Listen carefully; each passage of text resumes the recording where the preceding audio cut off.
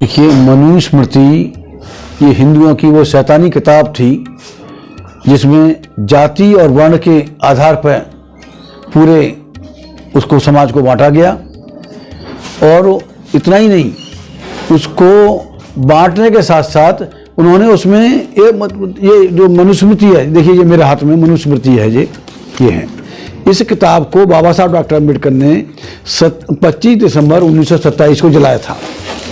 जलाने के पीछे यही था, इसमें जो ब्राह्मण, क्षत्रिय और वैश्यों के अलावा जो बाकी जो चौथा वर्ण इन्होंने किया था, शूद्र वर्ण किया था, शूद्र वर्ण के क्या क्या कार्य हो सकते हैं, ब्राह्मण के क्या धर्म हो सकता है, क्षत्रिय का क्या हो सकता है, सारी इसमें इस किताब में उन्होंने डिफाइन किया। और डिफाइन करके जो शूद्र जहाँ इस देश के मूल निवासी थे, ब्राह्मण, क्षत्रिय, वैसे तो ये बाहर से आए हुए हैं, ये सवर्ण हिंदू हैं। डीएनए की जो रिपोर्ट आई है, अमेरिका में जो डीएनए हुआ, टेस्ट हुआ इनका, तो वहाँ से रिपोर्ट आई है तो ब्राह्मण 99.9% यूरेशियन विदेशी है, क्षत्रिय 99.98% विदेशी है, वैश्य 99.95% विदेशी हैं। जो असली मूल निवासी थे यहाँ के, जो इन्होंने सवर्ण हिंदुओं ने इस देश में मतलब छल, बल और पाखंड के बल पर यहाँ पूरे लोगों को गुलाम बनाया। और गुलाम बनाने के बाद में उनके कार्य निश्चित कर दिए कि शूद्र का काम सिर्फ इन ऊपर वाले 3 वर्णों की सेवा होगा।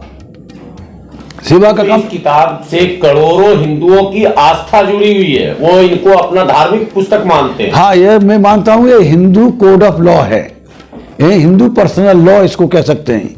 लेकिन हिंदू पर्सनल लॉ हो, हमारे लोग तो हिंदू हैं ही नहीं। खास तौर से शेड्यूल कास्ट, शेड्यूल ट्राइब, जिन्हें आउटकास्ट कहा गया है, उसमें हिंदुओं में जाति होना अनिवार्य है। और जब हमें 5वां वर्ण कह दिया, पंचम कह दिया, और ये इसका यहाँ तक कह दिया कि हम आउटकास्ट हैं, आउटकास्ट लिखा गया है, जाति से बाहर हैं, जाति से बाहर हैं तो हिंदू है नहीं।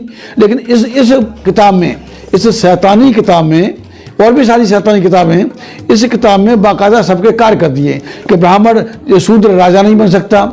अगर किसी देश का शूद्र राजा बनता है तो उसको, ब्राह्मण को देश छोड़ के चला जाना चाहिए है? ये इस तरह की बहुत सारी अनाप बातें लिखी हैं। आप इस तरह का आरोप लगा रहे हैं, लेकिन स्वतंत्र भारत में सबको अपनी अपनी पुस्तक मानने का अधिकार, अपना किसी पर आस्था, मनुस्मृति पर हो, कुरान पर हो, गीता पर हो, बाइबल पर हो। आप चलिए, बाबा साहब अम्बेडकर ने 1927 में ये काम किया जलाने का, लेकिन आप स्वतंत्र भारत में तो नहीं जलना चाहिए। देखिए, स्वतंत्र भारत में जो बाबा साहब ने संविधान लिखा, उसमें आर्टिकल 12 है, आर्टिकल 12, अनुच्छेद नंबर 12। और आर्टिकल 12 कहता है कि जितनी भी परंपरा हैं, जितनी भी रीतियां हैं, जितने भी रिवाज हैं इस देश में हैं, जितने भी चलन हैं, वो 26 जनवरी 1950 को अनकॉन्स्टिट्यूशनल करार दिए गए। ये किताब आर्टिकल 12 देश के जो भी मतलब किस्सा, कहानी या कोई परंपरा, अगर ये भारतीय संविधान के जो मूल अधिकार हैं, उनका अगर हनन करती है तो वो वॉइड है, वो नहीं मानी जाएगी। ये आपका कहना है ये असंवैधानिक किताब हो गई घोषित? यस, ये मनुस्मृति नहीं, गीता, रामायण, महाभारत, वेद, पुराण, ये सारी किताबें असंवैधानिक हैं। आर्टिकल 12 इनको करार करता है। समझ रहे कितनी बड़ी बात आप बोल रहे हैं? बिल्कुल, हिंदुओं की आस्था पर 100% हेल्प विद देयर आस्था, we damn care for them.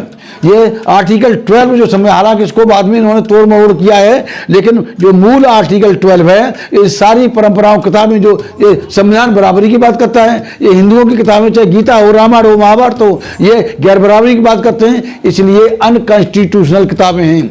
इसलिए बाबा साहब डॉक्टर अम्बेडकर को कहना पड़ा कि जब तक हिंदू धर्म शास्त्रों को डायनामाइट से नहीं उड़ाया जाएगा, तब तक इस देश में समता मूलक समाज की स्थापना नहीं हो सकती। श्रुति, मनुस्मृति। आप कौन सी किताब से बाबा साहब अम्बेडकर के इस कथन को कोट करते हैं? बाकी लोग, मोदी जी तो कहते हैं बाबा साहब अम्बेडकर ने देश को, सब समाज को जोड़ा है। अभी मोहन भागवत जी का कई बयान आया है कि कोई जाति नहीं, सब एक परिवार है भारत में, कोई धर्म नहीं। तो साथी, अगर साथी चाहे मोदी हो या मोहन भागवत हो, बाबा साहब ने, डॉक्टर अम्बेडकर ने ये जाति खत्म करने का एक मूल मंत्र भी दिया था। बाबा साहब ने कहा था कि intercaste dining and intercaste marriage compulsory की जाए। जब हिंदू कोड बिल लेके आए थे, हिंदू कोड बिल में बहुत सारे सुधार थे। महिलाओं की तो और भी बुरी हालत थी, महिलाओं को तो पापियों से पैदा किया हुआ इन्हीं किताबों में लिखा हुआ है। तो मतलब शूद्रों की हालत और 50% आबादी महिलाओं की, इतनी बड़ी 75% से ज़्यादा 90% से ज़्यादा की आबादी को इन्होंने पाप होने से पैदा बता दिया। तो बाबा साहब डॉक्टर अम्बेडकर का मैं वो नहीं, आर्टिकल 12 कह रहा है ये सारी किताबें वॉइड हैं, अनकॉन्स्टिट्यूशनल हैं, ये बेकारी किताबें। तभी उन्होंने कहा कि इन्होंने जब तक हिंदू धर्मशास्त्रों को डायनामाइट से नहीं उड़ाया जाएगा तब तक देश में समतामूलक है। शास्त्रों को यस ये बाबा Saheb Ambedkar writing in speeches हैं, उसके वॉल्यूम नंबर 2 में लिखा हुआ है। वॉल्यूम नंबर 2 में बाकायदा लिखा हुआ है कि जब तक हिंदू धर्मशास्त्रों को डायनामाइट से नहीं उड़ाया जाएगा तब तक देश में समतामूलक समाज की स्थापना नहीं की जा सकती। वो किताब आज मेरे पास नहीं है क्योंकि मैं बाहर से आया हूं। लेकिन संघ के लोग तो आरोप लगाते हैं कि जो भेदभाव है और जो परेशानी है उसका कारण तो इस्लाम और कुरान है। अरे संघ के लोग भेदभाव उनका नहीं है, ये इस्लाम को बदनाम करने का काम भी इन्हीं सवर्ण हिंदुओं ने किया। इस्लाम में कहीं कोई खामियां नहीं है। जो खामियां यहाँ भारतीय इस्लाम में या पाकिस्तानी इस्लाम में या किसी बांग्लादेश के जो इंडियन सब कॉन्टिनेंट है वहाँ जो इस्लाम में जो खामियां हैं, तो ये 96% जो गया है पसमानदा तबके से उधर इसमें इस्लाम कबूल किया है, 4% जो ऊपर से आए, ऊपर वालों ने ही इस्लाम को बदनाम करने का काम किया है।